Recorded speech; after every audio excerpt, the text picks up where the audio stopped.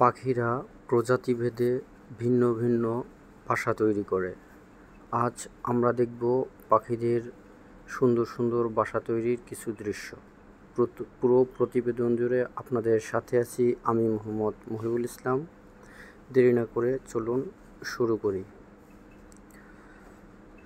পাখিদের বাসা তৈরিতে দেখা যায় নিপুণ শৈলী। পাখিরা খড়কুটা, গাছের ডাল, এমনকি নিজেদের পালক ছিঁড়েও বাসা তৈরি করে। বাসা তৈরির জন্য পাখিরা সব সময় বেছে নেয় নিরাপদ জায়গা।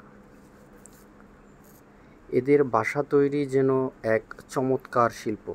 প্রজাতিভেদে পাখিরা গাছের মগডালে, ঝোপঝাড়ে, খোলা জায়গায়, মাটির উপরে, এমনকি মাটির কোটরে বাসা তৈরি করে। বাবুই পাখি আবার বাসা তৈরি করে তাল গাছ ও খেজুর গাছে।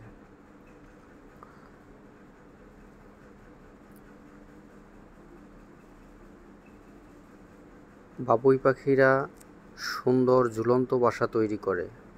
এদের বাসা লম্বা এবং বাসার ভিতরে ঢোকার জন্য নিচে দরজা থাকে। এদের বাসা যেমন দেখতে সুন্দর, তেমনি শক্ত ও পোক্ত। বাবুই পাখিদের মতো মৌটুসি পাখিও আবার ঝুলন্ত বাসা তৈরি করে থাকে। এদের বাসার দরজা থাকে উপরের দিকে এবং এই বাসার মুখ দিয়েই আবার বাচ্চাদের খাওয়ায়। টুনটুনি পাখি গাছের বড় দুটো পাতা নিয়ে সেলাই করে তারপরে বাসা তৈরি করে। মাকড়সার জাল দিয়ে পাতা ছিদ্র করে তারপরে এরা বাসা তৈরি করে। এজন্য এদেরকে বলা হয় টেইলর বার্ড বা টেইলর পাখি। তো আবার শালিক, ফিঙে এরা সবসময় গাছের উঁচু ডালে বাসা বাঁধে। বুলবুলি গাছের উপরে সরু জায়গায় বাসা বাঁধে। আবার কাঠঠোকরা গাছ ঠুকরিয়ে ঠুকরিয়ে ছিদ্র করে তার ভিতরে বাসা বাঁধে।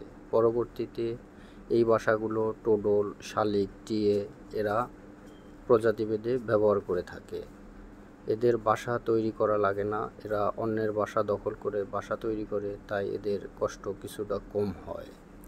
সুইচোরা পাখি আবার বাসা তৈরি করে মাটির ভিতরে। এরা প্রজাতিভেদে ঝাঁকে ঝাঁকে একসাথে মাটির একটা জায়গা গর্ত করে সবাই মিলে কলোনি আকারে বাসা তৈরি করে। ডাহুক পাখি তো আবার দেখা যায় পানির উপরে, কচুরিপানার উপরেই বাসা তৈরি করে।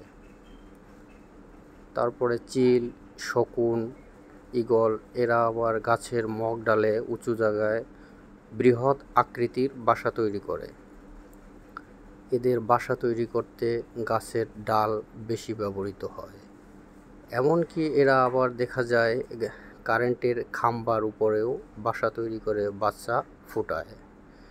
আমরা দেখতে পাচ্ছি একটি খাম্বার উপরে ঈগল পাখি বাসা বেঁধেছে এবং বাচ্চা ফুটিয়েছে।